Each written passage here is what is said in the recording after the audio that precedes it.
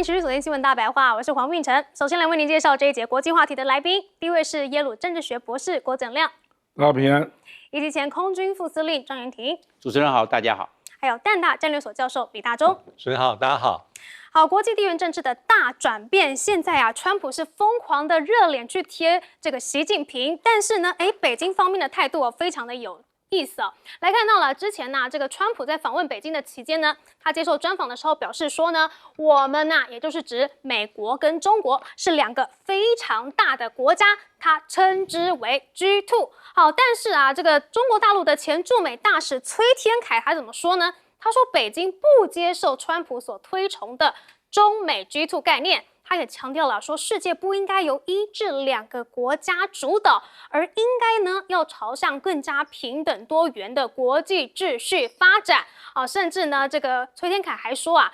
有理不再升高，就是因为呢，这个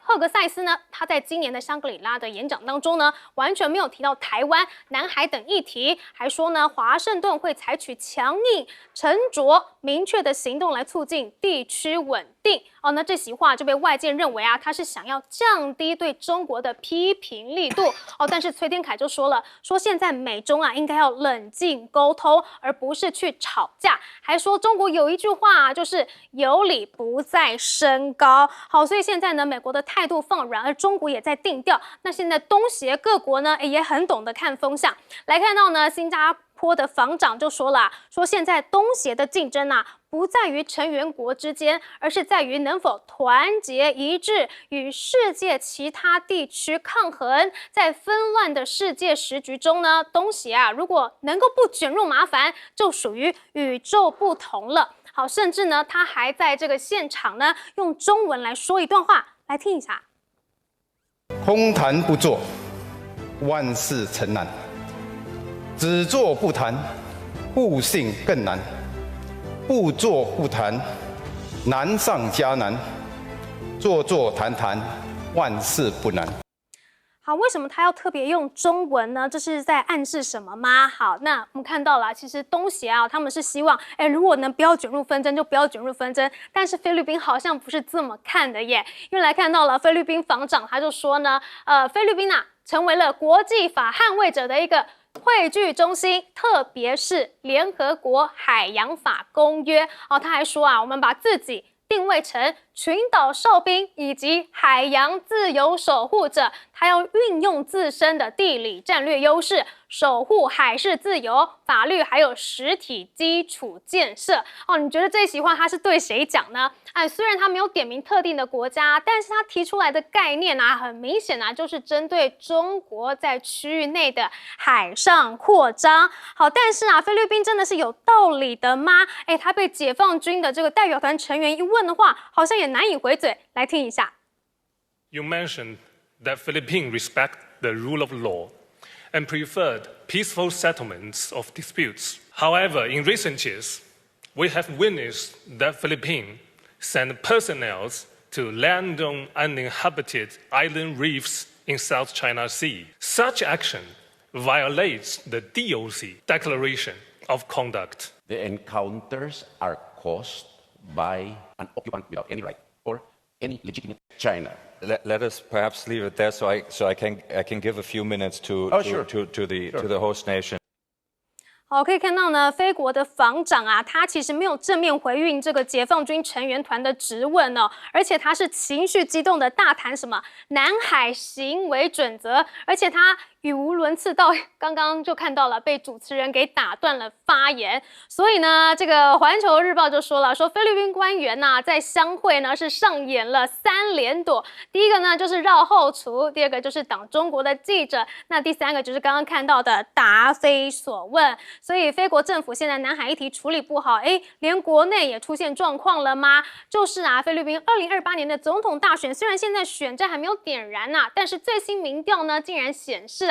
多次表达有意要角逐总统大位的副总统萨拉杜特地，目前在人选当中是领先的哦，他的支持度呢明显是高于其他的竞争者了。这是不是代表说菲律宾的民心已经不再偏往比较亲美的这个小马可仕政权了呢？好，那除了这个亲美抗中，菲律宾民众不想吃这一套之外呢，中国的解放军也确实厉害，不是吃素的。来看到啊，现在北京呢，宣布要在台湾以东海域来进行一个执法巡逻，就是要报复菲律宾跟日本啊，自己划定了这个海象边界的协谈，所以现在开始了，我就来例行巡逻了。好，那解放军的南部战区呢，昨天也发布了一支影片了。现在啊，他们组织海空兵力要在哪里呢？要在黄岩岛的领海、领空还有周边海空域啊，来展开战情备询哦。他也要强调说，黄岩岛呢，就是中国的固有领土，甚至指示啦全时待战哦。所以中国已经不仅仅是用军力去震慑南海了，而且呢，他被这个川普提到 G2 的时候呢，也是非常的冷静，处变不惊啊。所以现在看到呢，中国的态度或者中国的崛起，带给社会什么样的一个警示呢？请教亮哥。这个中国大陆确实都没有接受过 G2 这个想法了。自从奥巴马讲到现在，都是美方的提法啊。中国大陆这次讲的是建设性的战略稳定关系啊，而且，可是当然现实政治是这样啊，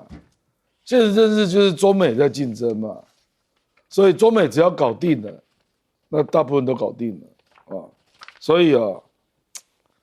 川普这个话也不是毫无道理的。比如说亚洲，如果美国没有进来跟中国谈妥，谈菲律宾，谈日本，那日本跟菲律宾就去跟中国那边搞一些永无止境的小动作啦，也没有到很大的动作啦，他们也没有实力去做对决了。可是你就觉得冲突不断。可是美国如果定调，日本跟菲律宾大概就不动了，所以这也是一个现实啊。所以美国讲的就是现实面啊，就是这个世界啊，可能有很多事情是中美定调就差不多了啊。比如说伊朗现在没有一个结果，因为中国还没有进场啊。可是你也不能说这是中美决定啊，那还有中国上面那一只更大的呢，俄罗斯啊。所以我觉得这个就是国际政治有它的现实面啊，是大国撑起了国际秩序啊。可是中国大陆不想这样做，中国大陆想透过多边的秩序啊，比如说“一带一路”啦、金砖会议啦、上海合作组织啦，他想要透过多边来让大家都有参与啊。这当然也造成习近平很累了。任何国家到中国大陆，习近平都要用一样的程序啊，那其实很累啊，大小不分啊，所以我是觉得，就是他坚持这个立场，可是国际现实不是这样啊。比如说你对塞尔维亚的577跟对川普是同样待遇，可是这两个国家分量完全不一样啊，这我想大家心知肚明啊。不过你可以看到啊，赫格塞斯真的我觉得在改变美国的基调了。我觉得他大概也知道了，这个香格里拉论坛啊，中国大陆不会重视的了，因为这个是美国人出钱的嘛，是英国一家智库出面的嘛，在新加坡办的嘛。亚洲对美国来讲最重要的国家就是中国啊，所以中国大陆当然是回去搞好自己的北京香山论坛嘛。我不要去捧新加坡的场，我认为这个态势，美国也差不多了。比如说你说那个QUAD啊，领导人会议，川普会去吗？这次的QUAD要在印度举行啊，川普就直接跟印度讲说他不去啊。我觉得原因是太热了，50度热死了。那川普叫莫迪再去一次美国。问题当然不要嘛，好不容易轮到印度主办，这个印度的国际地位可以提高嘛，所以他当然就很不爽嘛。可是我跟你讲，那你川普这样风尘仆仆还是跑中国，所以我觉得你就可以看到了，美国连这个跨的四方会谈，他都意兴阑珊了啊，所以未来啊，恐怕国际秩序啊，或者国际问题的敲定啊，还是要绕着大国走了。香山论坛的重要性一定超过香格里拉论坛，我认为这个无可避免的啊。那你要就这个好比俄罗斯哦，俄罗斯会觉得我重要的问题干嘛跑去慕尼黑会议啊？我就被你们围攻啊！我当然要在圣彼得堡举行我自己的峰会啊！我觉得都会有类似的逻辑啦。美国也是一样啊，美国会觉得 G7 最好到华盛顿谈啊，这之类我都稍微小轰一点点，华盛顿就完全是他主导的，我觉得未来的国际政治恐怕会是这样走啦，叫真正的大国，恐怕还是讨论真正的事情啦。不过北京对川普提出的 G2 冷淡回应，这展现了中国什么样的一个外交底气啊？请教余家东老师。对，因为我们知道，不管是 G2 或者 C2 哈，最早提出的应该在20年前左右，05年啊，美国华府一个非常重要的智库叫做彼得森国际经济研究所啊，这个研究所基本上它的中心理念，大家都是在推广自由市场、开放的贸易，还有这种经济整合。那当然，所以你可以看到他现在对川普的很多政策是批判的，但重点是那时候是这个彼得森经济研究所一些经济学者所提出来，他有他的时代背景，意思是说，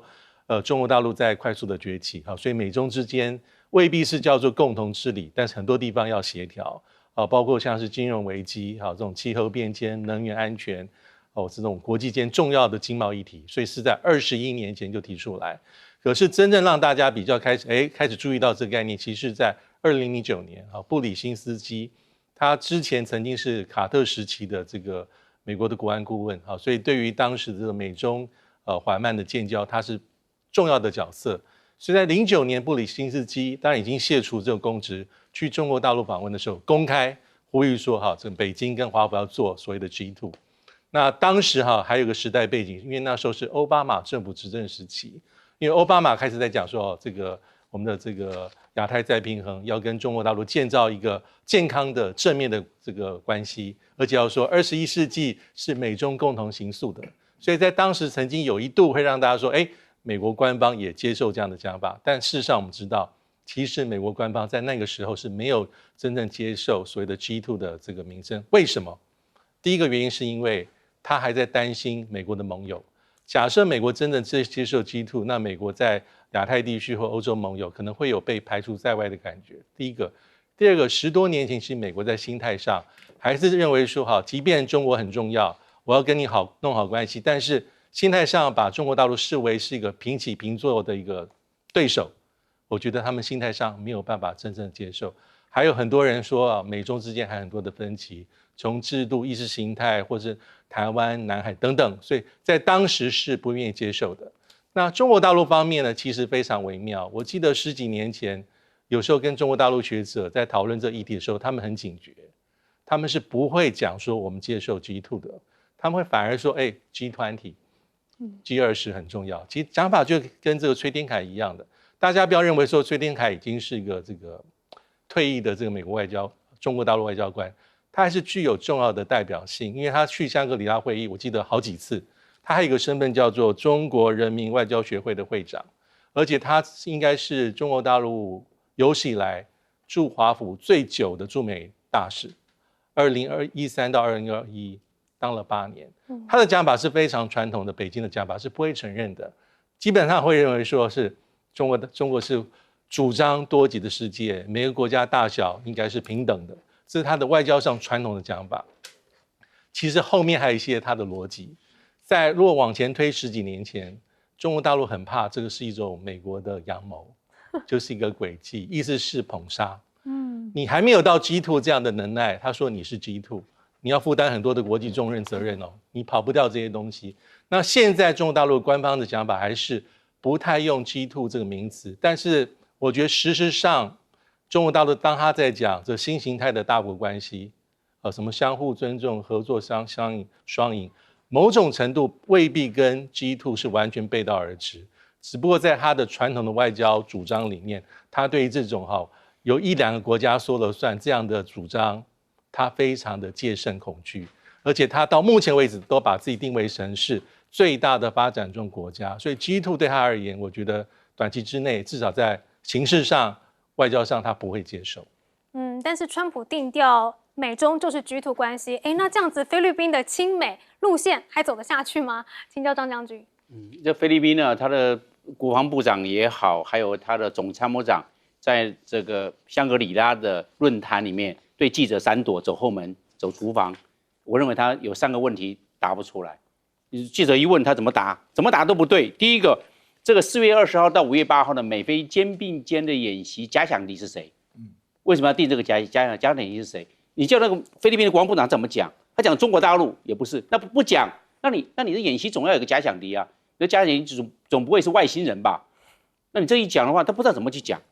那这一讲，那菲律宾的周边的这很清楚，不知自明就是针对中国大陆，所以菲律宾不太好讲，那走后门，走厨房，不要被记者问到，这问题不好讲嘛。第二个问题问到菲律宾的国防部长，他也不好讲，就是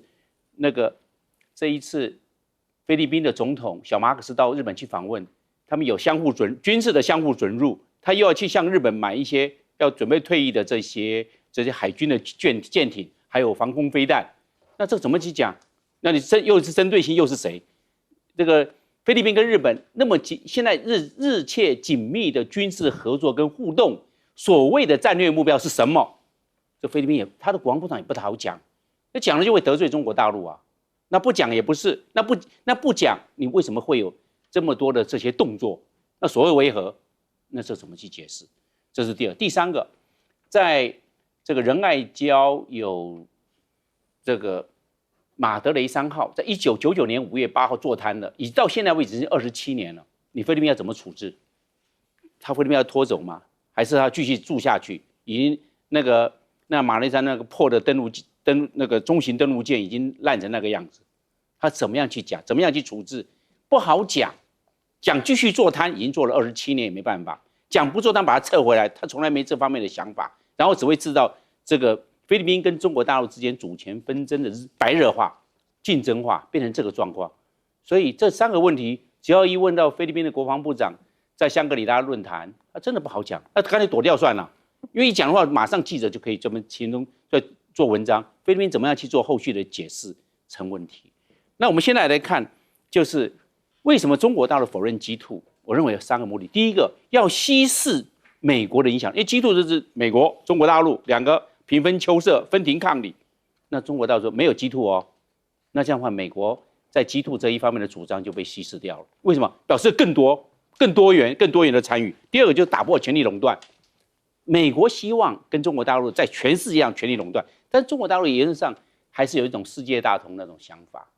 所以不要造成美国在这方面的权力垄断。第3个就是稀释美国的权力理论，美国的权力理论就是由美国独霸到现在变成跟中国大陆变成双霸，那美国的这种政治主张在国际权力的板块上面，中国大陆未必会接受。好，刚刚说到川普大赞美中是 G2， 现在2方的贸易战呢，更迎来了一个转折。我们来看到现在呢，川习会在5月中旬会谈之后双方竟然是同意怎么样？由2国官员组成的贸易委员会去管理商品贸易。美媒就说了，这项机制就标示着什么？美国政府正在逐渐退出对陆全面贸易战，而转而载以管理式贸易来维持双边的关系稳定策略。所以打到现在，美中贸易战直接不打了吗？没有，我们来看到现在呢是转往 AI 晶片的战场。好，来看到美国商务部在周日的时候是采取了行动，堵住了一项潜在漏洞，以防止让全球最先进的晶片，像是 Blackwell 的处理器啊，流向设在中国境外的中国公司的子公司。好，但是啊，你美国越进中国，其实中国就会想出一些新的解方。我们来看到啊，目前中国的科技企业还有晶片厂商的焦点呢，都已经单纯的从寻找这个 NVIDIA 替代品，转向更根本的设计选择，也就是呢，究竟要用通用性较高的 GPU 为主，还是改走专用度更高的 ASIC 客制化晶片路线？好，甚至啊，这个华为啊，也是在这个封锁晶片了之后呢，越来越发展的好了，所以华为还特别感谢美国制裁啊，协助他们的半导体发展。因为华为这些年呢，是不断为了打破这个卡脖子形成的建树，像是麒麟晶片啊、升腾晶片啊，还有鸿蒙作业系统等等呢，都起到了填补空白的作用。那么胡锡进就说啦，说当下谁听美国的，将其在半导体产业链上的技术对华封锁，就意味着它的技术或者是被中国突破了，或者是被这个涛定律给绕开了。好，那不只是晶片啊，现在习近平也下了动员令哦，其他的领域上面呢，也都要领先世界。他点名了什么呢？量子、脑机接口，还有6G。好，习近平就说啦，说这个随着世界科技 AI 的进步啊，对于越来越多领域要实现并且这个领跑。同时还要解决缺点跟弱项，早日强化国家战略科技力量的应用，尽快解决制约未来产业发展卡脖子的问题。好，那所以他刚刚点名的量子啊、脑机接口，我们就来看到这个实例哦。天津大学医学部的脑机界的界面实验室啊。它是以一套呢面向航太在轨应用的脑机互动系统显现哦，现场可以看到啊，这个设备呢，它能够怎么样，及时捕捉到脑电波的讯号，呈现大脑的状况。实验人员主要做出眨眼、咬牙的动作啊，荧幕上面的波形就会跟着波动，大脑的疲劳状态也能够及时的呈现。好，研发团队它不仅成功完成了人类首次太空脑机界面实验，甚至呢还在多项的什么载人飞行任务中也都进行了实验。好，那这个脑机呢，更要应用在科技军事上面。我们来看到啊，现在解放军啊已经投入研发了脑控的军用机器人，还有战斗机械狗，他们要试图透过这个双向脑机界面，让士兵啊单纯的靠着思维就能够操控无人机、机械臂，甚至等等的无人化装备。好，那就很厉害啦，因为它的这个操控几乎是没有时差的嘛。所以现在美国政府呢，就持续的评估，要对中国啊实施脑机界面技术的禁运，防范未来他们可能会超越美国。但我们刚刚说到了，你越近，它发展的越厉害。尤其啊，现在啊，中国的机器人真的非常厉害，连机器狗都可以去发射火箭炮。来看到这个叫做机器鳌哦，比较小的叫做引鳌，它可以搭载机枪、侦察设备，还有自爆装备。主打呢是隐蔽侦察，还有敌后渗透。那比较大的呢叫做铁鳌哦，它可以搭载这个察打一体的火力平台，运输香火箭炮等等，支援大范围的射击，而且还可以自主追击，担任这个前沿突击、火力支援等等的任务。好，那不止地面啊，现在呢海上也是非常的厉害。来看到了，央视就披露了一个神秘的武器哦，这个是中国海军部在渤海海域完成了一种新型末端防空反导式武器系统的一个定型试验啊。在画面中呢，这个指挥萤幕啊进行了打码处理啊，这个弹靶呢还贴着海面超低空飞来。但是军事人员就分析了，这个呢应该是解放军装备的红旗石导弹的一个深度改进型号啊。它试验的核心目的呢，就是要验证拦截美军 AGM-158C 隐身反舰导弹的能力。好，所以现在中国大陆呢，你美国越近啊，我就自己发展的越好哦。不过反过头来看啊，现在美中贸易战打到现在，真的是打了个寂寞吗？我们来请教亮哥。因为有很多数量都还没有敲定啊，比如说中国大陆到底要买多少大豆，不知道，只知道农产品愿意一年买170亿啊，所以未完全决定的数量啊，我觉得这个应该也是中方同意的啦。就是说，我习近平9月24号要去美国访问嘛，那在这之前呢，我要看你的善意啊。可是如何来敲定，最好还是有一个协商的机制嘛。所以我觉得他就想说，要不要成立一个贸易委员会，这样对川习会谈完之后，很多数量还不确定的东西，就可以透过这个委员会来决定了啊。那搞不好还会包括在地投资啊，因为基本上没有讨论嘛，啊，或者说开放市场啊，要开放哪个领域啊？那因为都没有讨论啊，那我们是不是留个尾巴，让它还有一点发展性？这样啊，我觉得大概是这样的想法。那这样的想法应该是对的啦。那至于美国国会啊，因为发现中国大陆这个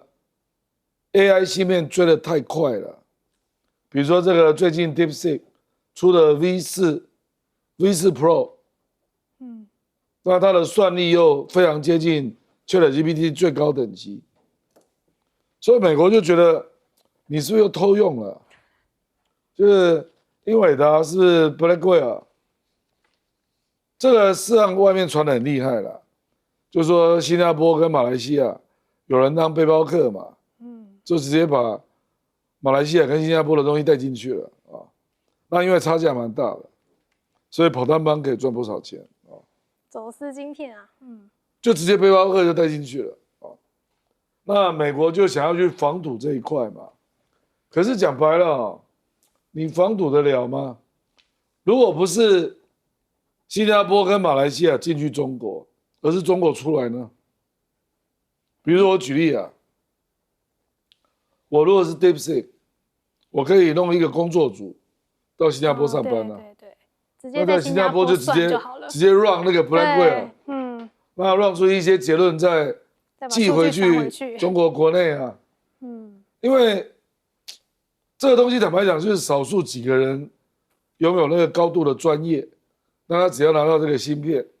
那自然而然就知道怎么把它 run 起来嘛，哦，这个坦白讲有没有解，我是打个问号啦，哦，就是美国要去防堵嘛，可因为它的体积很小，所以如果发现你可以防堵出口到大陆了，这个比较容易了，哦，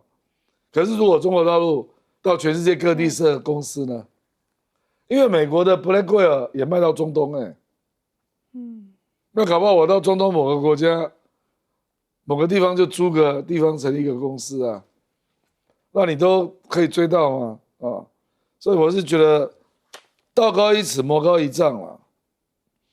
那没有错了，就是说他不一定要买黄仁勋那种通用的 AI 芯片，他可能会做 ASIC 就是特用的啊。针对特殊领域啊，那这个确实在美国也有陆续一些发展啊，就是说，比如说我只针对推论，那推论我就可以有不一样的做法，不一定要用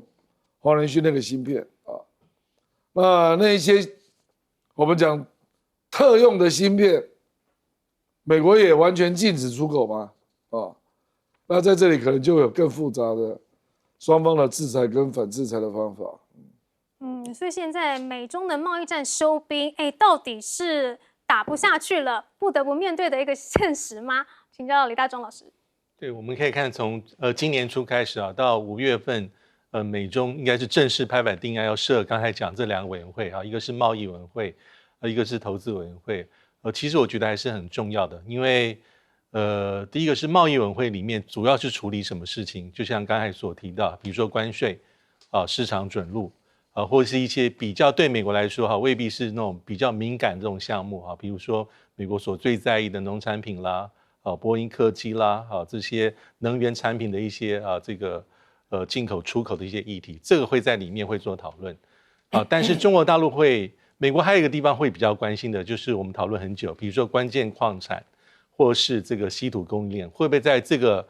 委员会里面做讨论。好，就按照美国的这个目前的思考的方向，应该是希望。而中国大陆可能会觉得说不见公平，因为中国大陆非常关心的是美国长期以来对中国大陆的科技管制的问题，能不能在这个贸易委员会里面做讨论？目前为止没有太多的讯息。那基本上这种委员会大概就是提供一个对话的平台，而且还是可以作为一种在经济贸易议题上一种某种程度的防护栏。我觉得这还是非常非常关键。而且呢，刚刚还没有讲到，投资委员会具有类似的效果，就是双方要投资到对方有没有一些面临到的障碍可以处理。那这两个委员会除了实质的意义，我觉得也有象征意义，代表说美中对于这些议题至少是有个机制在处理。那我问一下各位观众，拜登时期难道没有吗？其实拜登时期也有。当时我印象很深是在商务部或是贸易部下面各式各样的工作组，比如说经济小组、金融小组，还有一个很有趣叫出口管制资讯交流小组。这小组其实不是在讨论说你制裁我，我制裁你，不是，而是把双方最新的一些新的规范至少要透明化，让大家第一时间就知道。这是拜登时期的处理方式。那目前到了川普2.0，至少把这些小组提升到我是一个委员会，但是基本上它的方式跟处理途径都是非常非常务实。那有时候这些美中之间各式各样的这些管道都是一叶知秋，其实可以反映出中美关系到底好不好。我们回顾一下，其实在奥巴马任内，其实当时是美中之间是沟通管道最齐全、最健康最多的，各式各样的领域有100多种。那最高层级叫做 ASNED 啦，就是美国跟中国大陆的战略暨经济对话。那基本上是中国大陆代是副总理出马，那美国代是财政部长、财长，而且是几乎是每年都开。那除此之外，它下面还有各式各样不同的管道。但很多时候被大家批判说大拜拜啊，所以为什么川普1.0会改成说这些我都不要，我重新设4个对话支柱，原因就在这边。但很可惜，川普的4大支柱，不管是外交的、经济的、网络安全或社会人为，也都随着美中关系2018年转坏之后，这些支柱基本上名存实亡。所以现在又是一个新的开始。不过现在看到美中除了贸易战先暂时收兵之外呢，在科技领域方面呢，还是不断的在彼此竞争，甚至呢，科技方面的也已经慢慢的应用到了军事上面吗？请教张将军。那这一次在渤海所验证的红旗10的这个反弹飞弹，一般来讲是装在军舰上面，动52或动53、动55，还有动56这一系列航空母舰也装这个红旗10，因为它是最后面最末端拦截了。如果是美国的 AGM-158的这个反舰飞弹从空中战斗机发射，它最原始版的可以打200海里，就370公里，但是增程版的可以将近打到1000公里。AGM-158C 的增程版打1000公里，但是它的弱点在哪里？速度慢，因为这个 AGM-158它是次音速，高次音速，大概0.85倍音速，时速大概1000公里，所以这个时候派这个红旗10去拦截它。那红旗10大概速度可以达3到4倍音速，3到4倍音速的话，它的时速大概我们看每一秒就是跑1公里。那换句话说，10秒钟就拦截到了，因为它是最末端了，就是只能拦截到10到12公里，因为它是属于末端拦截。那如果是 AGM-158，如果是这个红旗10没有拦截到它，剩下最后一个就是近迫防御系统，就我们讲的火炮变成一个火网，整个火网把那个飞弹对这个，因为它对着箭过来，到最后做摧毁，就最后，所以这是最后第2关，最后一般是近迫防御系统就没有了，所以这个是非常，这个是已经在末端威胁，而且非常重要的紧要关头。一般来讲，这个8连装，大型的军舰的话是24连装，而且不是垂发系统，它摆在舰外面，随时发射就出去了，因为它接战，而且自动接战。红外线锁定，它追热，因为你就末端过来追热，一热的话，对着热就过去了，就是把这个 AGM-158把它做击毁。所以在渤海来验证它的成功率是多少？成功率如果是只有70%，很简单，一次要打3枚出去。你打3枚出去的话，这个是90%，可以达到97%，92%到90%命中率，一定要3枚出去。因为为什么？因为 AGM-158重磅的，它是1000磅。就450公斤的弹头，它如果打到驱逐舰是不得了，因为它重磅，所以在末端一定要把它做摧毁。所以在渤海做验证，然后验证就知道它的概率就出来。将来要打几枚可以算得出来。另外，我们讲的条这个火箭炮，将来以后啊，这个在城镇战或者是近战、巷战的时候，这个条这种机器鳌可能会被广泛应用，因为上面背的，我们他们以为他背的是火箭筒、火箭弹，以后背的是机关枪呢，他机关枪做扫射。另外一个以后背的是火焰喷射器，对着人就开始喷，都是火，那个沾到人抹不掉，因为它会喷的是油，会把你吸在人身上。那以后就是慢慢就变成无人化了，因为它可以爬楼梯，它可以在崎岖的地形来进行，所以它用途将来会越来越多，在近战、在城镇战，将来会被广泛的运用。好，那我们现在来看到中东战事的歹戏拖棚啦。这个周末呢，美军呢又来发动了军事行动。来看到美国中央司令部，他1日的时候呢发布了声明，在周末连续2天对伊朗的加鲁克还有格什姆岛上面的伊朗雷达以及无人机指挥控制网站进行了一个自卫性的打击，还说他们这次打击就是要回应伊朗的挑衅行为因为之前伊朗呢把执行任务的美国 MQ-1 无人机给射下来了，所以现在呢他又要来进行回应了。好，那不只是美国在打伊朗，那伊朗当然也是要回应啊。好，来看到科威特军方在周一的时候也是宣布了说他们的防空系统受到了敌方的飞弹还有无人机攻击，还建议民众要遵守这个安全指示。好，他们就指控呢，可能又是伊朗打过来了啦。好，那这个时候呢，我们的美国的战争部长赫格塞斯也是秀肌肉给伊朗看，是真的肌肉我们来看到他呢，在这个新加坡2栖攻击舰跟一般的士兵来锻炼身体，还发表了一个重要的演说，说如果伊朗不答应协议的话，你们就上。好，这个是瑟格塞斯他在借由出席香格里拉对话之机呢，专门跑到了停靠在38望船厂的全10号2栖攻击舰上面，跟大兵们一起来这个训练这个俯卧撑那他也当着全舰官兵的面把话说透了，说要么伊朗就是坐下来签协议，放弃核计划，要么就是跟美国前线部队，也就是你们来进行打交道。好，但是呢，这些肌肉看起来伊朗是没有在怕的。伊朗呢最近呢又展示了一款新型的攻击舰。好，它在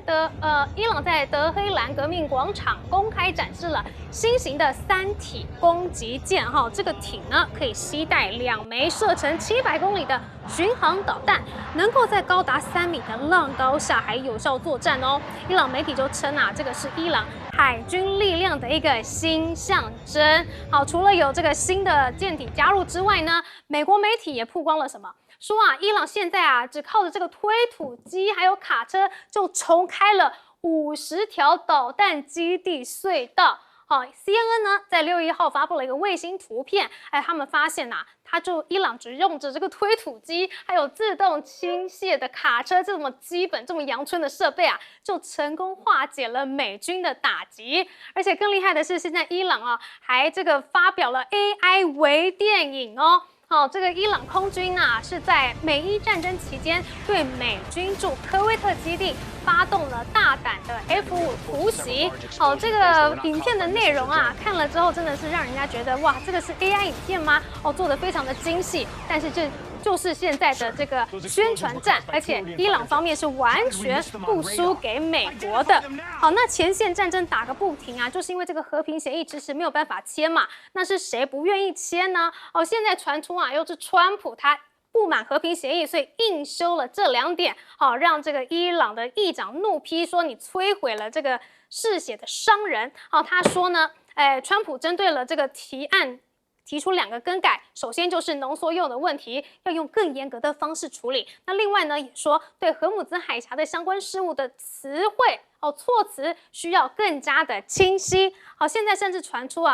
又破局了，伊朗总统不满，所以要传出他递出了辞呈。这是怎么回事呢？这个是伊朗国际的报道说有一位知情人士透露，伊朗总统裴泽斯基安已经向最高领袖办公室递交正式辞呈。但是这个新闻呢，马上就被否认了，说呢裴泽斯基安会继续履行职责，不会停止为伊朗人民服务。所以这难道是美国放出来的假消息吗？好，但是啊，不仅仅是在中东方面啊，美国谈不拢，现在跟北约是不是也撕破脸了呢？先来看到保加利亚哦，因为这个签证已经要到期了，它跟在6月底的时候呢，保加利亚就要终止美国军用加油机在索菲亚机场的营运授权，那之后呢，就不能够使用它的机场了，所以美军又少了一个可以停靠的机场。好，那另外德国媒体也这个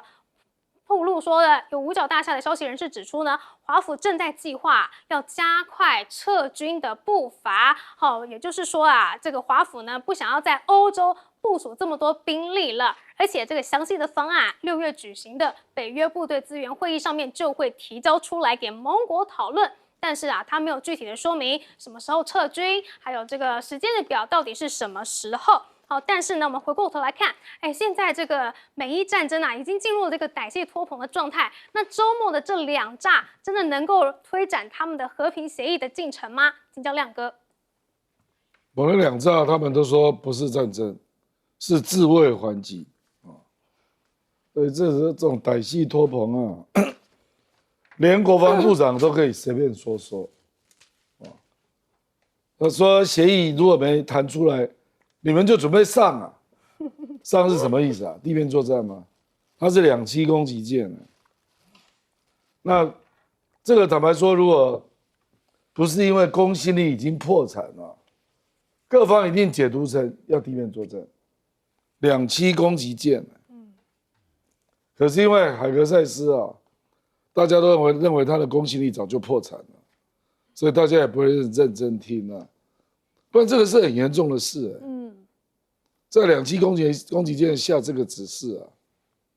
防长对啊，比作战指挥官还大对不对？这个暴露出什么？暴露出双方啊谈不下去，也打不下去。所以我们在外面看看得很烦都没有结果对，然后那边绕圈子那双方在演戏，比如说那个伊朗的总统这个佩泽斯基安，他扬言要辞职啊，那传出来的理由是，他觉得他被架空了，谁能够架空总统？那当然只有革命卫队嘛。所以这个就解释成说，佩泽斯基安是鸽派，然后革命卫队是鹰派，一定是这样解读嘛，对不对？所以，那为什么会有鸽派鹰派出现？一定是看到川普不断的在提方案，然后有人反对嘛。比如说川普，我记得他曾经有一度提到说。浓缩铀你不交给美国也没关系啊，你交给中国也可以。搞不好这个总统就觉得这样可以那革命卫队反对，革命卫队说绝对不能交出去。我们可以接受人家进来检查，可是只能够在伊朗境内降低浓度，不可以交给别人。为什么革命卫队会这么坚持？因为革命卫队还是要偷偷做核武怎么可能不做？我觉得伊朗绝无可能放弃发展核武的啦，因为以色列有没有把它核武丢掉？所以这个以色列跟伊朗在这里是互相杠上了嘛。那伊朗只是倒霉被你美国掐住了。我觉得这一次即便会有结果伊朗还是偷偷在发展核武了。出来是早晚的问题了。所以这个和平协议不止川普变来变去，可能伊朗内部也是变来变去，最后真的就是歹戏拖棚。我们休息一下，广告中马上回来。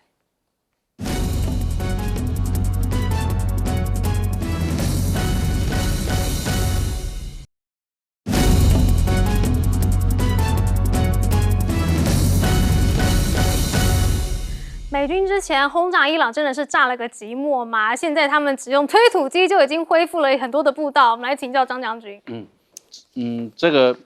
伊朗他派这个 F-51的这个战斗机去炸在科威特的美军的这个基地，认为他这个毕竟伊朗的空军在巴勒维时代以后就没有新飞机了，零件也没有了。那现在能够用的大概就是少数几架 F-5战斗机。这个中东的天气是沙漠天气，所以能见度很棒。那 F-5过来了，超低空，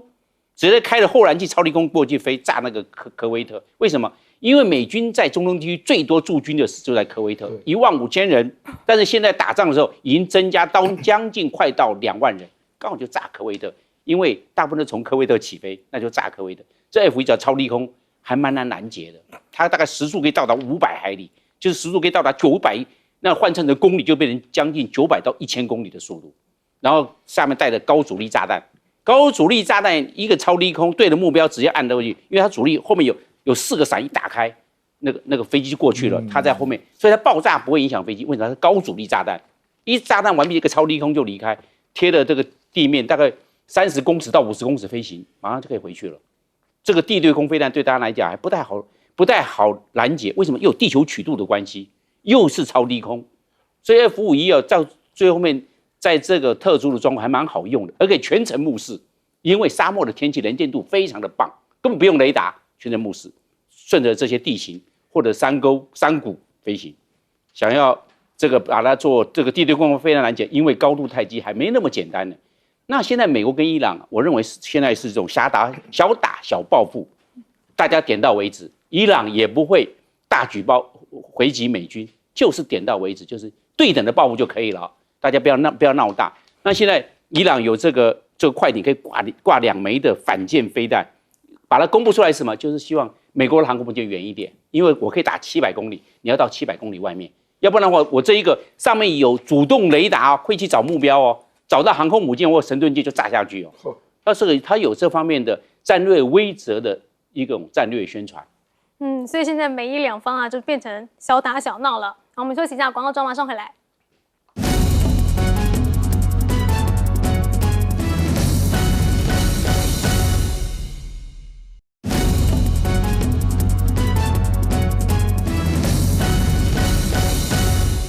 美方现在要加速自北约撤军了吗？来请教李老师。对，因为其实我们现在很难想象以前在冷战时期，其实美国驻欧的这个军力在北约的这个编制之下，最高峰的时候是在1950年末期到1960年代初期，47万5千人，将近快48万人，这是一个非常庞大的数量。不过那时候当然有它的时代背景主要是要应付苏联。还有这个东欧附庸国的一个可能发生的威胁，但是在冷战刚结束的那个时期，其实北约的这个美国在欧洲的驻军已经降到大概是30万人以下。那目前来说的话，美国在欧洲的驻军的数目大概是常驻就是68000人。那如果加上这种轮调的部队，大概最高就是8万人左右。可是我们不要忘记，其中很大比例是放在德国。大概36000人到4万人之间。其实美国已经在今年已经很早就宣布说，他要先移掉5000人从德国抽出来。那抽出来的方向可能会移回美国本土，另外一部分可能会移往到这个印太地区来去做部署。那么在整个美国在欧洲的这个北约的部署里面，排名第2的驻军规模应该是意大利，大概有13000人左右。第3名应该是英国。那第4名可能是波兰，因为波兰如果是把常驻的部队加上轮调部队加总在一起，大概也有1万人左右。那再往下可能就是所谓的这个西班牙，大概3-4千人这么多。那这是一个美国大的方向了，主要是说，本来欧洲就是应该自立自强，这美国讲过非常多次，不要只靠美国，不要只是想要搭便车，不要只是想吃美国的豆腐，你们应该强化自己的这个军事的力量，包括提升国防预算。包括要有更多的一些军事上的资源，这是非常非常符合川普的一个讲法。其实从川普1.0的时候就有类似的一些动作或是